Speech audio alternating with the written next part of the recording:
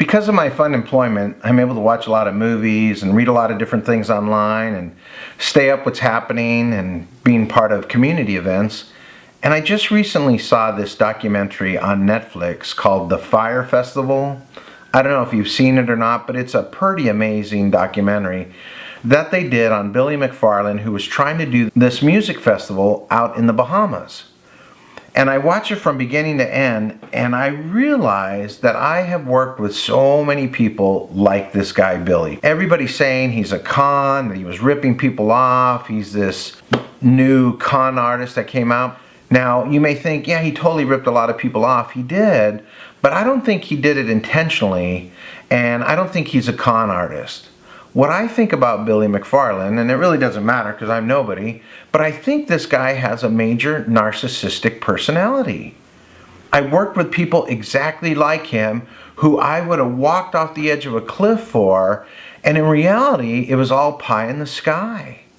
A couple of things about narcissistic personalities and things that I look out for when I'm working with people is, number one, can they see their own flaws? This guy, Billy, couldn't see his own flaws. He couldn't admit he was wrong. Even when everything was imploding and coming down and it was obvious that it wasn't going to happen, this guy still had faith, like, yeah, it's going to happen, it's going to take place. And he couldn't admit that he was wrong. Nowhere in the documentary does he ever say that. Man, I really screwed up here. I don't know what I was thinking. I was way out there. And a lot of things that you read, he still believes that. Because of that narcissistic personality, he can't see his own flaws and he can't admit that he's wrong. The other thing is he has this preoccupation with wealth or power or fame. And that's like the driving force inside of him. People that I've worked with have that same type of thing. They have this idea of wealth and they're always talking about, oh, I'm going to get this many millions of dollars and I have this coming down. And it's all of this stuff dealing with power and fame. The other thing that goes along with that are these huge fantasies. And just the same thing that Billy had. He had this great idea and it's a wonderful idea and all that. But it's just this big, huge fantasy. And people buy into that because Billy has that kind of personality that you want to latch onto. You want to be part of that success. But the fantasy's way too big, and you have this big idea, but you don't have the foundation underneath it.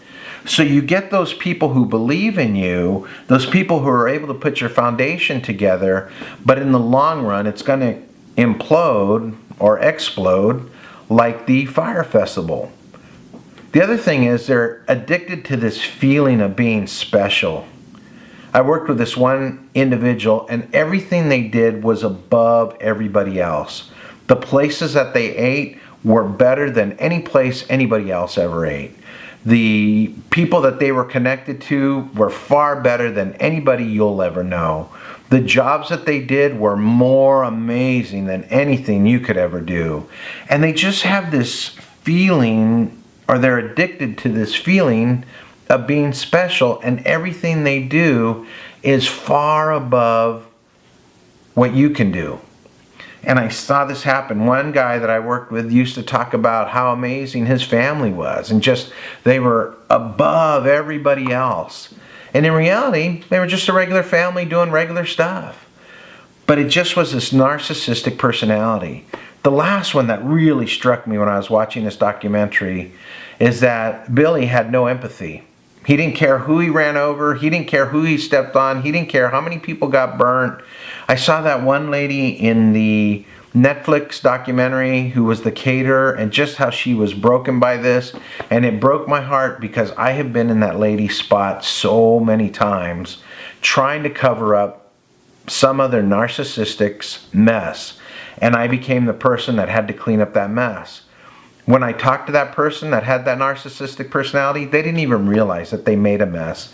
They didn't even realize that they had burnt other people. So in my humble opinion, I don't think Billy McFarland is a con artist. I don't even think he tried to rip people off. I just think he had this narcissistic personality that drove him to this place, and it finally exploded in his face. That's just my humble opinion. I have time to watch videos.